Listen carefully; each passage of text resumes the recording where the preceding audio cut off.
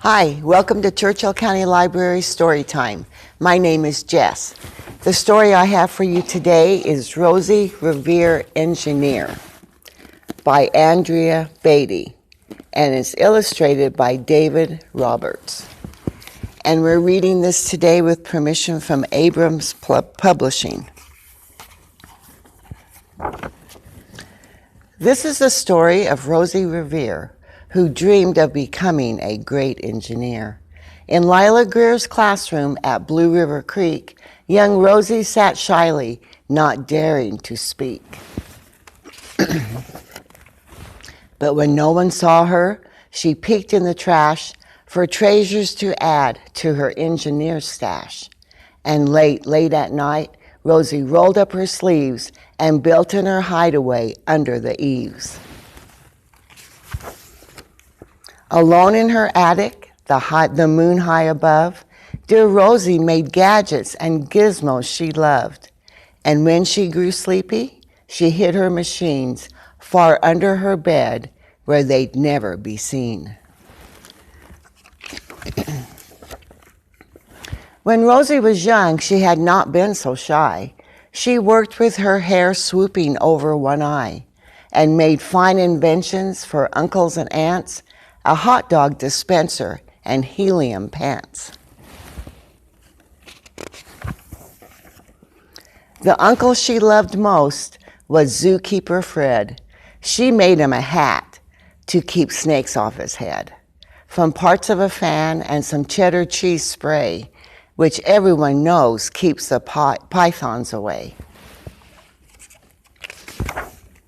When it was finished, young Rosie was proud, but Fred slapped his knee and chuckled out loud. He laughed till he wheezed and his eyes filled with tears, all to the horror of Rosie Revere, who stood there embarrassed, perplexed, and dismayed. She looked at the cheese hat and then looked away. "I love it," Fred hooted. "Oh, truly I do." But Rosie Revere knew that could not be true. She stuck the cheese hat on the back of her shelf, and after that day, kept her dreams to herself. And that's how it went until one autumn day, her oldest relation showed up for a stay. Her great-great-aunt Rose was a true dynamo who'd worked building airplanes a long time ago. She told Rosie tales of the things she had done and the goals she had checked off her list one by one. She gave a sad smile as she looked to the sky. "The only thrill left on my list is to fly. But time never lingers as long as it seems. I'll chalk that one up to an old lady's dreams." That night, as Rosie lay wide-eyed in bed, a daring idea crept into her head. Could she build a gizmo to help her aunt fly? She looked at the cheese hat and said, "No, not I." But questions are tricky, and some hold on tight, and this one kept Rosie awake through the night. So when dawn approached and her red streaks lit the sky, young Rosie knew just how to make her aunt fly. She worked and she worked until the day was half gone, then hauled her cheese copter out onto the lawn to give her invention a test just to see the ridiculous flop it might turn out to be.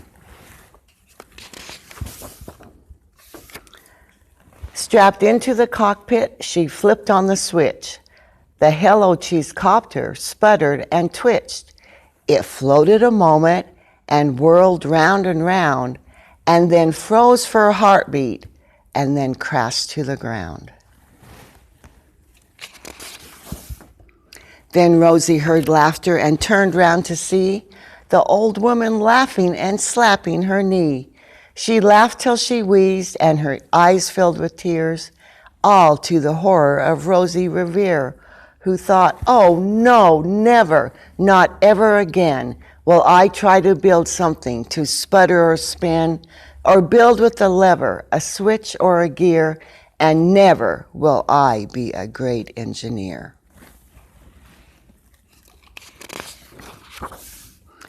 She turned round to leave, but then Great-Great-Aunt Rose grabbed hold of young Rosie and pulled her in close and hugged her and kissed her and started to cry. "You did it! Hooray! It's the perfect first try. This great flop is over. It's time for the next." Young Rosie was baffled, embarrassed, perplexed. "I failed," said dear Rosie. "It's just made of trash. Didn't you see it? The cheese copter crashed." "Yes," said her great aunt, "it crashed. That is true. But first, it did just what it needed to do. Before it crashed, Rosie, before that, it flew." Your brilliant first flop was a raging success. Come on, let's get busy and on to the next. She handed a notebook to Rosie Revere, who smiled at her aunt as it all became clear. Life might have its failures, but this was not it. The only true failure can come if you quit. They worked till the sun sneaked away to its bed, and Rosie tied her headscarf around Rosie's head and sent her to sleep with a smile ear to ear to dream the bold dreams of a great engineer. At Blue River Creek, all the kids in grade 2 build gizmos and gadgets and doohickeys too. With each perfect failure, they all stand and cheer, but none quite as proudly as Rosie Revere. The end. I hope you liked that story today, and I have a project for you to do that you can pick up here at the library or at the CARE program or Hero Club, and I'll give you a little hint. It involves popsicle sticks and rubber bands. So I hope you will have fun with it, and I'll see you next time.